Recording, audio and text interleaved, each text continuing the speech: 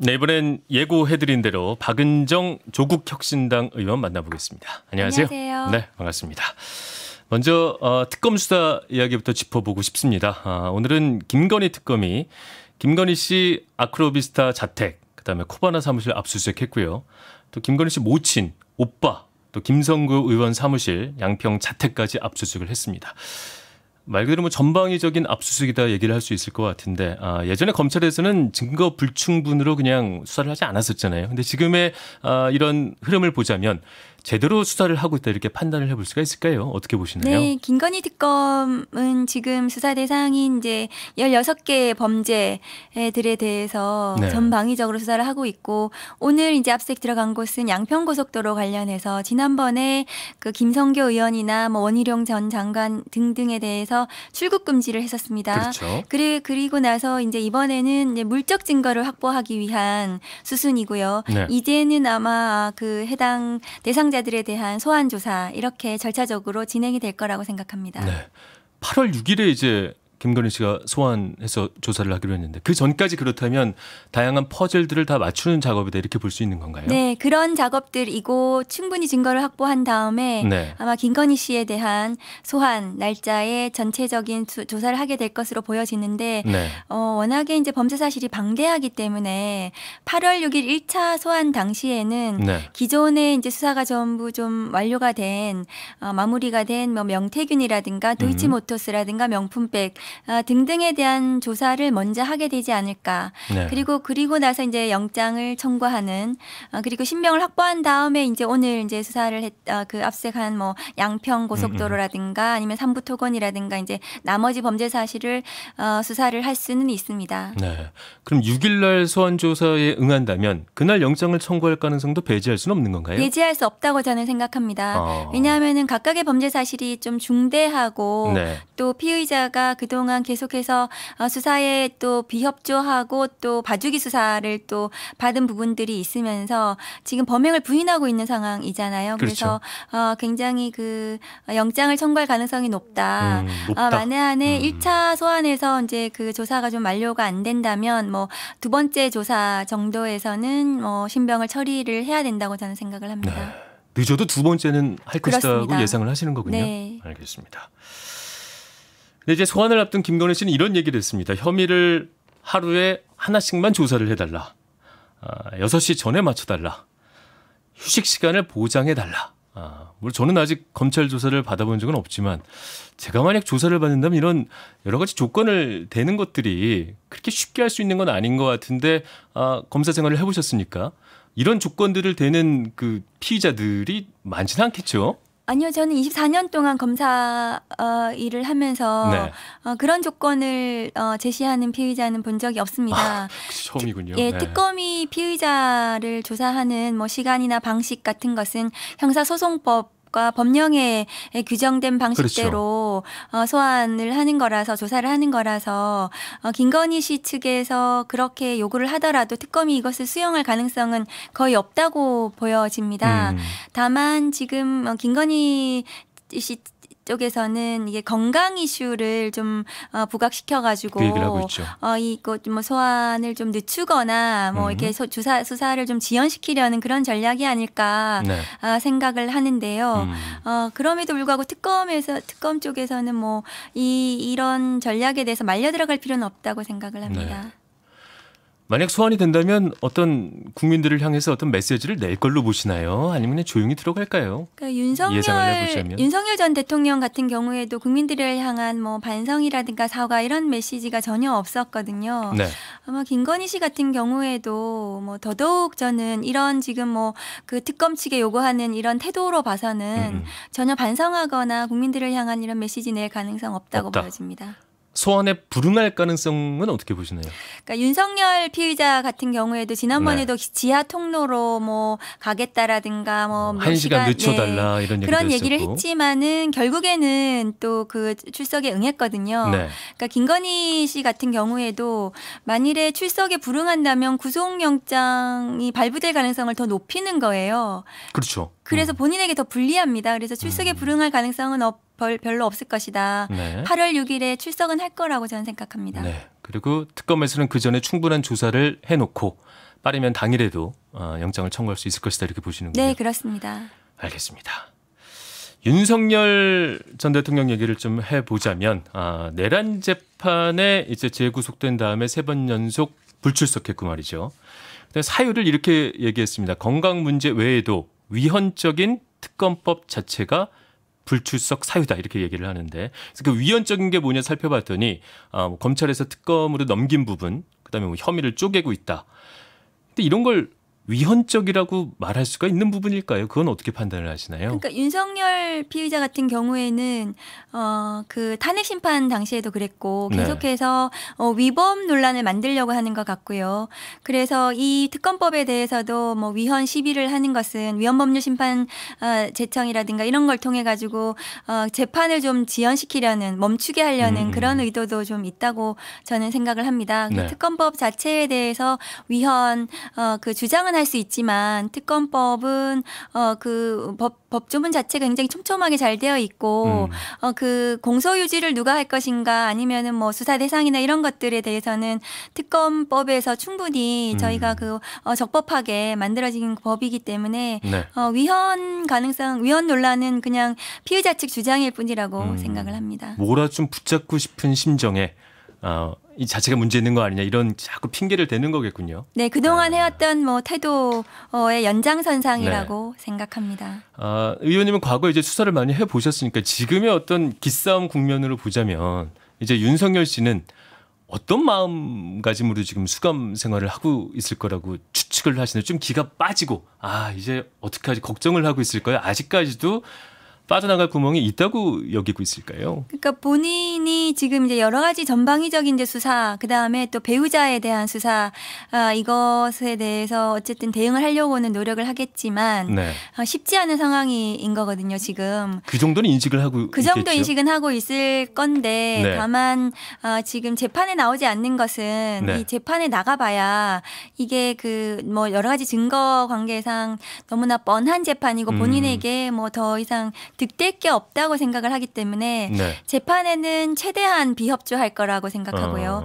걸석 재판도 염두에 두고 있을 거라고 생각합니다. 과거 박근혜 전 대통령과 같이요. 네. 그리고 최대한 지금 수사되고 있는 뭐 외환죄라든가 아니면은 김건희 씨에 대한 수사 이런 걸 통해 가지고 지금 이제 그 구치소에서 계속해서 접견을 하고 있다는 거 아닙니까? 접견실에서. 그렇죠. 네. 그래서 변호인들하고 그런 수사에 대비한 것들을 상의하고 있지 않나 그렇게 생각은 하고 있습니다. 그렇지 않아도 박은정 의원실에서 이런 자료를 냈더군요. 윤석열 피의자가 재구속된 이후에 총 16회 변호인 접견을 했는데 이게 하루 평균 2.3회가 되더라고요.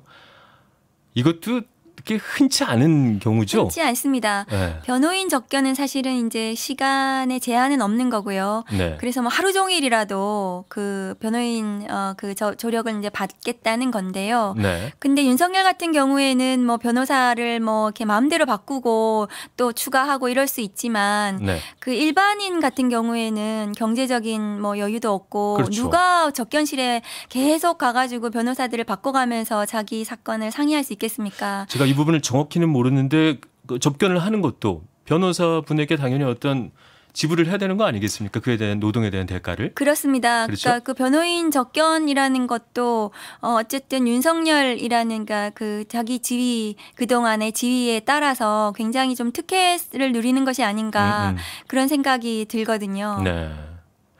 지불을 하는지 안 하는지는 알 수가 없겠고 아직. 그거는 뭐 나중에 한번 봐야 되겠죠. 예. 별거 아닌 사항이죠. 좀 흥미롭긴 하네요. 어떤 그렇습니다. 방식으로 접견을 하고 있는지 좀 그렇고. 그다음에 또 이런 논란이 있습니다. 그 에어컨이 없어서 많은 사람들이 그러면 구치소에 있는 동안은 폭염을 그대로 맞는 것이냐. 그런데 이 정도 자주 접견을 한다면 접견하는 곳에는 에어컨이 있을 것이고 그래서 좀 편안하게 시간을 보내려고 꼼수를 부리는 거 아니냐 이런 관점도 있던데 그렇게 생각해 볼 수 있는 문제일까요? 네, 그렇게 생각해 볼 수도 있습니다. 네. 그러니까 수용실에는 선풍기 한 대밖에 그렇죠. 없는 거고요. 그럼 적견실에는 어쨌든 에어컨이 좀 시원하게 있을 있으면서 수 있고. 예, 시원하게 있으면서 대화도 하고. 본인이 대화하면서 여러 가지 뭐 수사와 관련한 그 전체적인 여러 가지 얘기들을 할 수 있고 시간을 보낼 수 있는 거거든요. 네. 굉장히 이례적입니다. 이렇게 뭐 하루에 2.3회 꼴로 변호인 접견을 하고 있는 것은 네. 일반인들이라면은 뭐 볼 수 없는 풍경이라고 생각합니다. 그럼 남편과 아내가 함께 굉장히 이례적인 행동을 각각 하고 있는 거군요, 지금. 그렇습니다. 그렇죠? 답답합니다. 알겠습니다. 그런데 이제 그 3대 특검이 이렇게 열심히 일을 하고 있는데 구속영장을 청구했는데 법원에서 좀 기각되는 사례들이 꽤 많이 나오고 있습니다. 그렇지 않아도 지기현 판사가 윤석열 씨를 풀어줬을 때 논란이 됐었는데 물론 뭐 기각을 할 수 있는 겁니다만은 이런 반복되는 판단들이 나오는 이유는 어디 있다고 보시나요? 그게 지금 이제 영장 전담 판사들이 네. 이 특검에 대한 영장에 대해서 조금 소극적으로 지금 판단하고 있지 않나. 예컨대 김건희 특검에서 청구한 김혜성 네. 집사에 대한 영장이 초기에는 압수수색 영장이 기각이 되다가 수사 대상이 뭐 인지가 좀 불분명하다 이런 이유로 했다가 또 문제 제기를 하니까 또 체포영장은 또 발부를 해줬고요. 네. 그리고 또 해병대 사령관인 김계한 사령관에 대한 영장, 네. 구속영장도 말하자면은 그 모해위증으로 청구를 했는 걸로 알고 있는데요. 모해위증은 굉장히 중대한 범죄입니다. 그리고 네. 김계한 사령관이 그동안 대통령 경로 부분에 대해서 제대로 진술을 하지 않음으로써 그 수사가 막혀 있고 수사가 사실은 제대로 진행되지 않았던 아주 핵심적인 이유였거든요. 그래서 그 영장이 나오지 않은 것은 굉장히 의아스럽다. 그래서 그 지금 법원의 영장이 매우 소극적으로 판단이 되고 있고 이런 부분들은 좀 실체를 규명하는 데 있어서 좀 우려스러운 상황입니다. 그럼 소극적인 이유가 왜 그러냐를 생각을 해보자면 어떻게 보자면 재판부는 지금 특검의 수사가 너무나 빠르고 좀 광범위하게 영장을 청구하는 거에 대해서 뭐 예를 들자면 인권적인 측면을 우려한다거나 이런 부분을 생각하고 있다고 선의로 해석을 해줄 수도 있는 건가요? 그렇게 보기에는 좀 어려운 게 이 네. 특검은 그 수사기간, 그러니까 특검의 활동기간이 제한이 있습니다. 그렇죠. 그 계속해서 늘려서 할 수 있는 게 아니기 때문에 네. 제한된 시간 속에서 최대한 실체 진실을 빨리 발견해야 되기 때문에 네. 이렇게 수사를 빨리 진행을 할 수밖에 없는 거고요. 그렇죠. 그리고 아까 말씀드렸다시피 뭐 김계환에 대한 영장 같은 경우에는 아주 핵심 피의자였기 때문에 뭐 또 범행에 대해서 제대로 진술하지 않았던 그동안의 뭐 태도라든가 이런 것들을 비추어봐서 영장 그것이 인권 차원에서 접근한 뭐 영장 기각은 아닌 것으로 저는 보여지고요. 그러면 물론 짐작입니다만은 소극적인 이유는 어디 있다고 짐작을 하시나요? 그건 아직 모르겠습니다. 그렇죠. 법원에서 이 특검이 지금 뭐 청구하는 영장에 대해서 굉장히 엄격하게 보고는 있다. 네. 앞으로는 조금 더 좀 바꿀 필요가 있다. 저는 좀 적극적으로 이 실체 진실 규명. 왜냐하면 내란이라든가 아니면 김건희 씨에 대한 이런 각종 의혹들은 그동안 지금 지난 3년 동안 국민들이 계속해서 문제 제기를 했던 의혹들이기 때문에 그렇죠. 법원에서도 좀 적극적으로 실체 진실을 규명하고 또 내란을 지금 빨리 종식시키고 극복해야 되는 상황이기 때문에 전 국민의 염원이기도 그렇습니다. 하고요. 이거는. 그래서 법원에서 그런 부분에 있어서 조금 더 적극적인 태도를 가질 필요가 있다고 생각합니다. 그러다 보니까 이제 민주당의 이춘석 법사위원장은 법원이 계속해서 특검 수사를 막는다면 국민들이 용납하지 않을 것이다라고 얘기를 하면서 특별재판부 도입 가능성을 시사했습니다. 뭐 특검은 우리가 워낙 익숙하지만 특별재판부는 약간 낯설기도 한데 좀 설명을 해주실까요? 예, 그 내란 특별재판부는 이제 내란 부분에 있어서 재판 판사 추천위원회를 거쳐서 일부 이제 그 판사들에 대해서 고 재판만 내란 부분만 재판하는 네. 그 재판부를 구성하겠다는 거거든요. 그래서 지금 현재 국회의원 115명이 공동으로 발의해서 내란 특별법이 발의가 되어 있는 상황입니다. 그래서 이 내란 특검이 특검이 지금 진행이 될 텐데 이 특검의 수사와 맞물려 가지고 네. 빠른 진행과 그 재판을 지금 바라는 국민들이 많기 때문에 그런 열망을 담아서 이제 특별법을 발의를 한 것으로 알고 있거든요. 네. 그래서 아마 그 추천위원회에서 재판부를 구성하는 이런 내용의 법입니다. 네. 실제로 도입될 가능성도 있다고 보시나요? 법사위원장께서 네. 강력하게 말씀하셨기 때문에 저는 실질적으로 좀 볼 필요는 있는데 네. 다만 지금 법원이 좀 더 이 특검의 그 수사에 대해서 조금 더 적극적인 태도로 좀 바뀔 필요도 바꿔지면. 있다. 그리고 또 그 내란 재판을 담당하고 있는 지기현 재판부에서도 그 피고인의 그 재판 비협조적인 태도에 대해서 좀 강력하게 재판을 진행을 할 의지를 좀 보여야 된다. 네. 법원의 전향적인 태도를 좀 보고 그래도 여의치 않으면은 뭐 특별재판부를 구성하는 것을 고민할 필요는 있을 것 같습니다. 어찌 보자면 법원을 살짝 압박할 수 있는 수단이 될 수도 있겠군요. 네, 이런 거를 할 수도 있다는 얘기가. 맞습니다. 그런 차원이기도 할 것 같습니다. 이게 만약에 남용이 된다면 물론 이번 사안이 남용이란 말은 아닙니다만은 남용이 된다면 사법권 침해 논란까지도 갈 수 있는 문제긴 하겠죠. 네, 그런 비판적인 견해도 있는 거 네, 있다고 알고 있는데 네. 또 일부 또 이제 그 헌법 교수님들은 이게 뭐 법원 조직법상의 입법 사항이기 때문에 재판부 구성은 그것이 네. 위헌은 아니고 이게 특별하게 빨리 이 재판부가 구성이 되어서 재판을 해야 되는 필요성도 있다 이렇게 또 찬성하는 입장도 있는 걸로 알고 있습니다. 알겠습니다. 시간이 많지가 않아서 이 질문 좀 드리는 게 좋을 것 같습니다. 박은정 의원 같은 경우에도 이제 검찰 개혁 을 완수해야 된다 이런 주장을 하시고 있는데 최근에 일단 검찰 내부의 분위기는 어떤지 궁금하네요. 검찰 내부는 일단은 이제 검찰 개혁 입법이 곧 또 지금 시행이 될 예정이기 때문에 통과가 되어서 그 개혁 입법, 그 수사와 기소를 분리하면 조직 개편이 대대적으로 이루어지고 네. 검찰권이 굉장히 재편이 되는 이런 상황이기 때문에 검사들은 그 부분에 대해서 이제 대응을 해야 된다. 어떻게 될지 이제 굉장히 궁금해하면서 좀 우려하고 있는 부분도 있고 그러면서 일부 이제 검찰 간부가 우리가 어떤 것을 뺏기고 어떤 것을 지킬 것인지 한번 논의해보자, 고민해보자 뭐 이런 얘기도 했다고 해요. 지킬 것과 버릴 것을 그렇습니다. 정리해보자. 근데 이거는 뭐 뺏기고 지키고 이런 차원의 문제가 아니고 네. 검찰권을 건강하게 어떻게 재편하고 국민들을 위해서 수사 기소를 분리할 것인가 개혁의 차원에서 접근을 해야 된다. 네. 검사들이 그리고 그동안의 검찰권 남용을 반성을 해야 된다. 저는 그런 말 해주고 싶습니다. 의원님이 가장 강하게 주장하는 것도 수사와 기소의 분리 부분이겠죠? 그렇습니다. 검찰은 그동안 수사권, 기소권, 영장 청구권, 수사 종결권, 공소 취소권 뭐 여러 가지 권한을 다 하나의 기관이 가지고 있으면서 무소불위의 권한을 가지고 행사했습니다. 그래서 네.